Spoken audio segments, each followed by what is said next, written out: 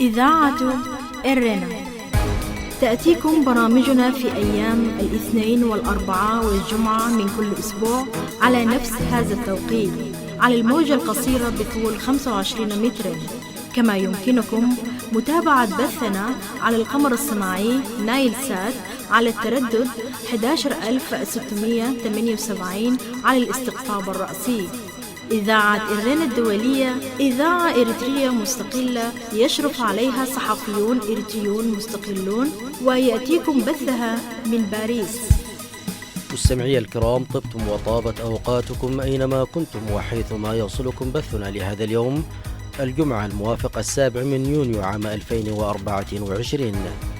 كما هي عادتنا دائما وأبدا مستمعي الكرام، نبتدئ البرنامج العربي بنشرة الأخبار، يلي ذلك فاصل غنائي، ثم تتابعون بعد ذلك حلقة جديدة من برنامجكم الأسبوعي تعليق على حدث، وفيه نستعرض لكم مستمعي الكرام ومستمعات الكريمات الجزء الأول من مقال الباحثة في الشؤون الإفريقية إيمان الشعراوي بعنوان: هل تهدد القرصنة الصومالية الأمن البحري في عام 2024؟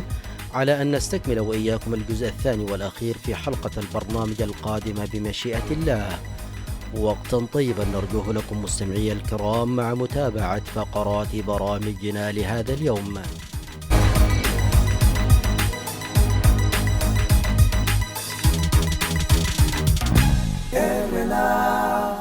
المستمعون الكرام، فيما يلي أقدم لكم نشرة الأخبار، أبتدئها بالعناوين. تقارير حقوقية جديدة تتهم أثيوبيا بارتكاب إبادة جماعية في تيغراي أثناء الحرب الأهلية بين عامي 2020 و2022. مقتل نحو 100 مدني في قرية ود النور بولاية الجزيرة، ومجلس السيادة السوداني يتهم الدعم السريع بارتكاب مجزرة كبيرة بحق المدنيين في ود النور. وجيبوتي والمملكة العربية السعودية توقعان اتفاقا لإقامة منطقة لوجستية سعودية في الموانئ الجيبوتية لمدة 92 عاما. كانت تلكم سيداتي سادتي عناوين الأخبار، وإليكم التفاصيل من إذاعة إرنا الدولية في باريس. كشفت تقارير مستقلة نشرها معهد نيو لاينز في الولايات المتحدة عن وجود أدلة كافية تفيد بأن القوات الأثيوبية وحلفائها قاموا بأعمال تشكل جريمة إبادة جماعية خلال الحرب الأهلية الأثيوبية بين عامي 2020 و2022. ويشير تقرير معهد نيو لاينز إلى أن هنالك أدلة كافية على أن أثيوبيا متورطة في أعمال تنتهك اتفاقية الإبادة الجماعية، بما في ذلك استهداف المدنيين بالقتل الجماعي وأساليب التجويع. ووفقا لقناة الجزيرة التي أوردت الخبر، يقول التقرير إن قوات الدفاع الوطني الأثيوبية إلى جانب قوات الدفاع الإريترية المتحالفة معها والميليشيات الإقليمية المتنوعة لديها نية تدمير سكان تيغراي كمجموعة عرقية. وأشار التقرير إلى 4 أفعال على الأقل تشكل جريمة إبادة جماعية، وهي قتل سكان تيغراي والتسبب في أذى جسدي أو عقلي خطير، وفرض ظروف معيشية عمدا على سكان تيغراي بهدف تدميرهم، وفرض تدابير تهدف إلى منع الولادات بين سكان التيغراي. ونوه المعهد إلى أن تجميع هذا التقرير استغرق عامين، وساهم في إعداده العشرات من الخبراء والقانونيين، ويدعم النتائج التي توصلت إليها الأمم المتحدة إلى أن هنالك ما يدعو للاعتقاد بأن أثيوبيا وإريتريا مسؤولتان عن جرائم حرب أو جرائم ضد الإنسانية. ودعا التقرير المجتمع الدولي إلى الضغط على أثيوبيا من خلال العلاقات الثنائية وتقديمها إلى محكمة العدل الدولية. وكانت الأمم المتحدة تحدثت في تقرير أصدرته في سبتمبر الماضي عن جرائم حرب وجرائم ضد الإنسانية لا تزال مستمرة بعد مرور ما يقرب من عام على اتفاق الحكومة وقوات إقليم تيغراي على إنهاء القتال. وتنفي أديس أبابا مرارا وتكرارا أن تكون قواتها ارتكبت جرائم حرب خلال الصراع، كما اعتبرت إريتريا التهم الموجهة إليها في التقرير بأنها تهم تشهيرية. قتل ما لا يقل عن 100 شخص من أهالي قرية ود النور بولاية الجزيرة إثر اقتحام قوات الدعم السريع للبلدة الواقعة بمحلية 24 القرش الأربعاء الماضي. ووفق ما ذكر موقع سودان تريبيون، فقد هاجمت قوات الدعم السريع القرية بأكثر من 30 عربة قتالية، وأطلقت النار بشكل عشوائي على المدنيين الذين خرجوا لمعرفة ما يدور في القرية. فيما قالت لجان المقاومة في الولاية إن الدعم السريع ارتكب إبادة جماعية مكتملة الأركان بحق المدنيين وقام بنهب وسلب ممتلكات المواطنين. من جهته قال مجلس السيادة السوداني في بيان إن قوات الدعم السريع أقدمت على ارتكاب مجزرة بشعة بحق المدنيين العزل في ود النور راح ضحيتها عدد كبير من المواطنين. وقال إن هذه الجريمة تضاف إلى سلسلة الجرائم التي ارتكبتها قوات الدعم السريع. وطالب البيان المجتمع الدولي ومنظمات حقوق الإنسان بإدانة واستنكار جرائم الدعم السريع ومحاسبة مرتكبيها. من جهتها قالت قوات الدعم السريع إنها تعاملت مع حشود للجيش كانت تستعد للهجوم في منطقة ود النور. وقعت جيبوتي والمملكة العربية السعودية اتفاقية امتياز لإنشاء منطقة لوجستية سعودية في موانئ جيبوتي. ووقع عن الجانب السعودي رئيس اتحاد الغرف التجارية السعودية حسن الحويزي، وعن الجانب الجيبوتي أبو بكر حدا رئيس هيئة الموانئ الجيبوتية. وبحسب ما ذكرت وسائل الإعلام السعودية تمثل اتفاقية المنطقة اللوجستية تحالف مستثمرين سعوديين وتدعم قدرة المنتجات والصادرات السعودية في الوصول للأسواق الإفريقية. وتعد المدينة الأكبر خارج المملكة على مساحة 120 ألف متر مربع وبعقد لمدة 92 عاما. وفي مراسم التوقيع التي تمت في العاصمة الجيبوتية صرح رئيس هيئة الموانئ الجيبوتية أبو بكر حدا بأن المستثمرين السعوديين مرحب بهم في جيبوتي. وأضاف أن المنطقة الحرة في جيبوتي تعد أكبر منطقة تجارة حرة في إفريقيا، وأنها تتمتع بموقع فريد يجعلها نقطة للتبادلات التجارية إفريقيا وعالميا. من جانبه قال رئيس اتحاد الغرف التجارية السعودية حسن الحويزي إن القطاع الخاص السعودي وقع عقد استئجار أرض بمساحة 120 ألف متر مربع من سلطات الموانئ في جيبوتي لإقامة معرض دائم للصناعات السعودية ومنطقة لوجستية تستهدف مليار نسمة عبر جيبوتي كبوابة لإفريقيا. وفي السياق ذاته عقد في العاصمة الأثيوبية أديس أبابا الأربعاء منتدى التجارة والاستثمار الأثيوبي السعودي بحضور رئيس اتحاد الغرف التجارية السعودي حسن الحويزي وعدد من رجال الأعمال السعوديين. ووقع رئيس اتحاد الغرف السعودية اتفاق إنشاء مجلس أعمال مشترك مع الغرفة التجارية الأثيوبية لتعزيز التعاون الاقتصادي والاستثمار وفق ما ذكرت وسائل الإعلام الأثيوبية الأربعاء الماضي. بهذا أصل إياكم مستمعي الكرام إلى نهاية النشرة الإخبارية لهذا اليوم، وقتا طيبا أرجوه لكم مع متابعة بقية فقرات برامجنا. راديو إيرنا.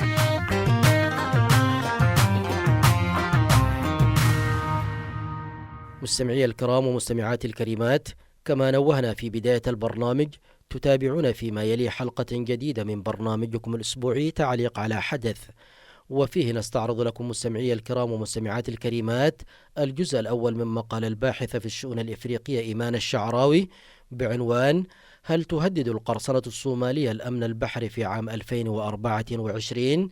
على أن نستكمل وإياكم الجزء الثاني والأخير في حلقة البرنامج القادمة بمشيئة الله. نتابع سويا. إذاعة إيرينا، صوت مستقل لإريتريا. أهلا بكم مجددا مستمعي الكرام ومستمعات الكريمات إلى حلقة جديدة من برنامجكم الأسبوعي تعليق على حدث. في حلقة جديدة نتناول فيها تزايد نشاط القرصنة في منطقة القرن الإفريقي، والذي أصبح أحد المهددات الأمنية والاقتصادية التي ألقت بظلالها على إنسان المنطقة، وأصبحت تؤرق مضاجع الحكومات والشركات العاملة في مجال الملاحة البحرية على حد سواء. فقد ذكرت تقارير المنظمة البحرية الدولية IMO التي تتبع لغرفة التجارة الدولية ICC، وهي وكالة متخصصة في الأمم المتحدة بهدف تعزيز التعاون البحري بين الدول الأعضاء وضمان سلامة الملاحة وحماية البيئة البحرية، أنه خلال الربع الأول من العام الحالي 2024 تم تسجيل 33 حادثة قرصنة وسطو مسلح ضد السفن قبالة السواحل الصومالية، مضيفة أن الرقم يزيد ب27 حادثة عما تم تسجيله في نفس الفترة من العام 2023. وأعربت الوكالة عن قلقها إزاء تزايد هذه الحوادث، لا سيما أن 24 حادثة من مجمل الحوادث 33 التي تم الإبلاغ عنها تمت من خلال الصعود على متن السفن. ونجم عن تلك الحوادث اختطاف عدد من السفن، وكانت وسائل الإعلام تحدثت في أبريل الماضي عن إطلاق سراح السفينة البنغلاديشية التي استولى عليها القراصنة الصوماليون في المحيط الهندي، وهي في طريقها من موزمبيق إلى الإمارات العربية المتحدة في 16 من مارس الماضي، وذلك مقابل فدية قدرها 5 ملايين دولار. كما حررت البحرية الهندية في يناير الماضي سفينتي صيد إيرانية من القراصنة مع 19 شخصا كانوا على متن السفينتين. وفي 23 من مايو الماضي تم اعتراض سفينة بازيليسكا الألمانية وتحريرها من قبل القوى البحرية التابعة للاتحاد الأوروبي. ويعزو البعض تزايد القرصنة بهذا الشكل الملفت للأنظار إلى انشغال القوات الدولية المتواجدة في البحر الأحمر والمحيط الهندي بالهجمات التي تشنها جماعة الحوثي على السفن الإسرائيلية أو المتجهة إلى إسرائيل، أو تلك التي تشنها على القوات الأمريكية والقوات المتحالفة معها في حارس الازدهار، مما أتاح الفرصة أمام القراصنة لتكثيف نشاطهم واستهدافهم للسفن التجارية مقابل الحصول على الفدية، بعد أن شهد هذا النشاط هدوءا نسبيا في السنوات الماضية. ولإلقاء مزيد من الضوء حول هذا الموضوع مستمعي الكرام ومستمعات الكريمات، نستعرض لكم فيما يلي مقالا للباحثة في الشؤون الإفريقية إيمان الشعراوي بعنوان: هل تهدد القرصنة الصومالية الأمن البحري في عام 2024؟ والذي كان قد نشره موقع قراءات إفريقية مطلع العام الحالي. نتابع سويا. راديو إرنا راديو إرنا كاب كتما باريس محلالف لإرتوارن غازيتنياتا زدالو نتا راديو.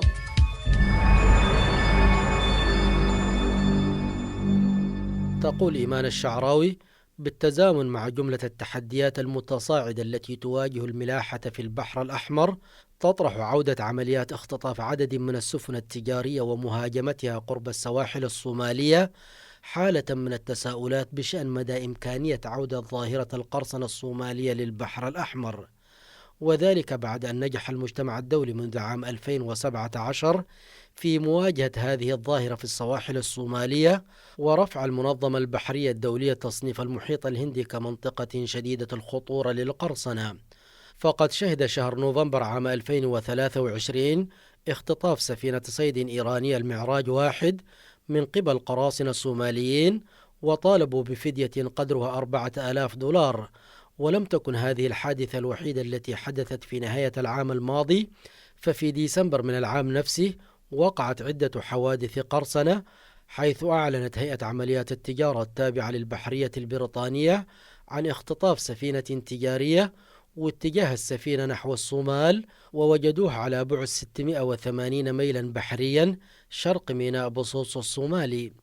كما أعلنت الوكالة البريطانية لمراقبة التجارة البحرية عن اختطاف سفينة تجارية بالقرب من بلدة إيل، وهي بلدة ساحلية في منطقة بونتلاند قبالة سواحل الصومال، في يناير الماضي، حيث اختطف قراصنة صوماليون السفينة ليلا نورفولك التي كانت تحمل العلم الليبيري، وعلى متنها 15 هنديا و6 فلبينيين.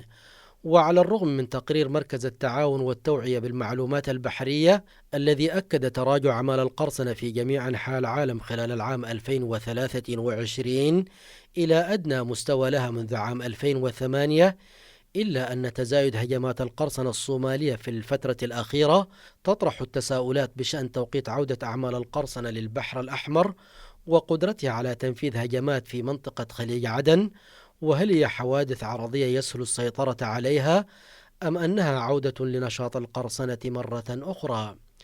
ما زلتم مستمعي الكرام ومستمعات الكريمات تتابعون حلقة جديدة من برنامجكم الأسبوعي تعليق على حدث، والذي يأتيكم اليوم بعنوان: هل تهدد القرصنة الصومالية الأمن البحري في عام 2024؟ فاصل قصير ونعود إليكم، فابقوا معنا. هذه إذاعة إرنا.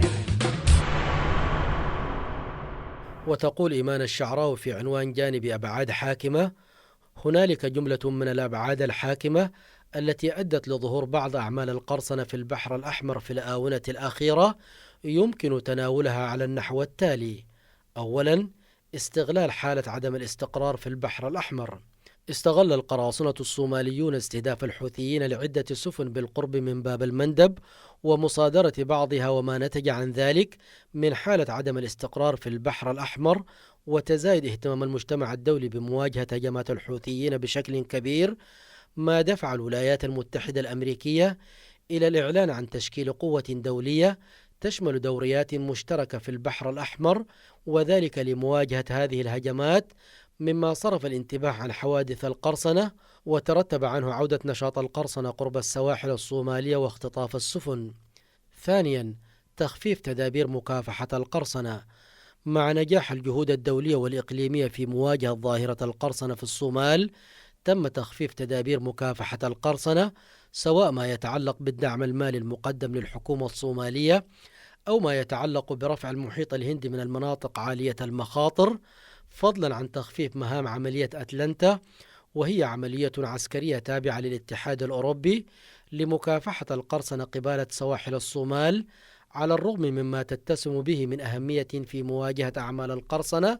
بل اقترح الاتحاد الأوروبي مؤخرا توسيع تفويض مهمته لمكافحة القرصنة قبالة القرن الإفريقي، وذلك لمساعدة العملية الجديدة التي تقودها الولايات المتحدة الأمريكية لمكافحة الهجمات التي يشنها الحوثيون في اليمن على الملاحة في البحر الأحمر، وهو ما يشير إلى مزيد من تخفيف التدابير تجاه القرصنة الصومالية. ثالثا، عدم معالجة الأسباب الجذرية لظهور القرصنة في الصومال. ساهمت أنشطة الصيد غير القانونية التي تمارسها الشركات الأجنبية في استنزاف المخزون السمكي في الصومال، الذي يشكل أحد مصادر الدخل الرئيسية لسكان المقاطعات الساحلية، بما في ذلك ولاية بونتلاند، مما نتج عنه تضرر الكثير من الصيادين الصوماليين. ومع ذلك لا يزال الصيد غير القانوني يقوض سبل العيش الصومالية، حيث تستمر عمليات الصيد غير المشروع وإن قلت عن السابق، فضلا عن إعطاء إدارة بونتلاند مئات التراخيص للسفن الأجنبية، حيث منحت مؤخرا نحو 300 ترخيص لقوارب الصيد الإيرانية في بونتلاند، في الوقت الذي يشكو فيه الصيادون المحليون من تعرضهم للمضايقات من قبل القوارب الإيرانية التي لديها معدات أكثر تطورا بكثير، مما يجعل من الصعب عليهم كسب لقمة عيشهم ويعزز التوجه نحو ممارسة القرصنة. ما زلتم مستمعي الكرام ومستمعات الكريمات تتابعون حلقة جديدة من برنامجكم الأسبوعي تعليق على حدث، والذي يأتيكم اليوم بعنوان: هل تهدد القرصنة الصومالية الأمن البحري في عام 2024؟ فاصل قصير ونعود إليكم، فابقوا معنا. إذاعة إرينا، صوت مستقل لإريتريا. رابعا، استمرار ثقافة القرصنة أنها ليست جريمة. يعتبر العديد من الصوماليين القراصنة وطنيين حقيقيين يحاربون نهب الأصول الوطنية وتغريم السفن الأجنبية التي توجه لها الاتهامات بحرمان الصوماليين من ثروتهم الوطنية وإلقاء النفايات السامة في المياه الإقليمية الصومالية. كما أن القراصنة الصوماليين لا يعتبرون أنفسهم مجرد صيادين مظلومين وفي حاجة إلى المال للحصول على الطعام، بل يعتبرون أنفسهم أبطالا وطنيين يدافعون عن ساحلهم الوطني ومواردهم الطبيعية، حيث تنتشر لديهم ثقافة أنه إذا كان خطف السفينة يعتبر قرصنة، فإن سرقة الأسماك يجب أن يعتبر قرصنة أيضا. لذلك فإن أنشطة القراصنة في الصومال تحظى بدعم محلي، وينظر السكان المحليون في الصومال إلى القرصنة على أنها عمل عادي لا يسبب ضررا مباشرا لهم، إذ يتم استخدام الأموال المكتسبة لتعزيز اقتصادهم. وعلى الرغم من مطالبة بعض الصوماليين بالأمن والحذر من الأسلحة التي يحملها القراصنة علنا، إلا أنهم يستفيدون من بيع الإمدادات الغذائية والقات، الأمر الذي أدى إلى نمو المدن الساحلية مثل مقديش وكسمايو. خامسا، افتقار السيطرة والسيادة على كل أقاليم الدولة. يعتمد القراصنة الصوماليون على السكان المحليين في الأراضي التي لا تخضع لسيطرة الحكومة الصومالية لتوفير الملاجئ والطعام وأماكن احتجاز الرهائن، وعلى الرغم مما حققه الرئيس الصومالي حسن شيخ محمود من تقدم في مواجهة حركة الشباب والسيطرة على بعض المناطق، إلا أنه ما يزال هنالك الكثير من المناطق غير الخاضعة لسلطة الدولة المركزية، ويتم استخدامها من قبل القراصنة لممارسة أنشطتهم. سادسا، تدهور الأوضاع الاقتصادية. يعاني الصومال من تراجع الأوضاع الاقتصادية وانتشار الفقر وزيادة التضخم وارتفاع مستويات الفساد، فضلا عن التداعيات الكارثية لظاهرة التغيير المناخي. ووفقا لبرنامج الأغذية العالمي، يواجه 1 من كل 4 صوماليين انعدام الأمن الغذائي، كما أنه طوال العام 2022 ولمدة 5 مواسم متتالية وضع انخفاض الأمطار البلاد في ظروف جفاف شديدة تفوق فترات الجفاف في 2010 و2011 و2016 و2017 من حيث المدة والشدة والنطاق، مما ترتب عليه ارتفاع عدد الأشخاص الذين يعانون من انعدام الأمن الغذائي ويحتاجون إلى المساعدات الإنسانية إلى 8,300,000 شخص في البلاد، أي أكثر من 50%.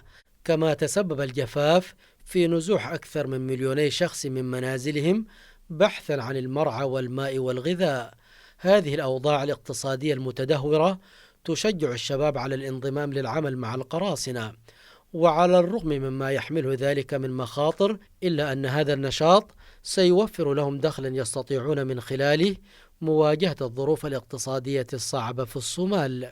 سابعا، تقول الكاتبة إيمان الشعراوي أن انخفاض عمليات القرصنة لا يعني انتهائها، وذلك لأمرين: أولهما أن القرصنة ثقافة راسخة في المجتمع الصومالي، ومن الصعب تغييرها خلال الفترة الراهنة، لا سيما في ظل الأوضاع السياسية والاقتصادية والاجتماعية غير المستقرة. وثانيهما أن القراصنة يتهيئون الفرص المناسبة للقيام بأعمالهم، لما تدره عليهم هذه العمليات من أموال كبيرة لا يستطيعون الحصول عليها من أي عمل آخر. لذلك فهم ينتظرون التوقيت الملائم ويعودون لممارسة نشاطهم مرة أخرى. إلى هنا نتوقف مستمعي الكرام ومستمعات الكريمات من قراءة المقال، على أن نستكمل وإياكم بقية أجزاء الموضوع من عند دور حركة الشباب وصلتها بأعمال القرصنة في حلقة الأسبوع القادم بمشيئة الله.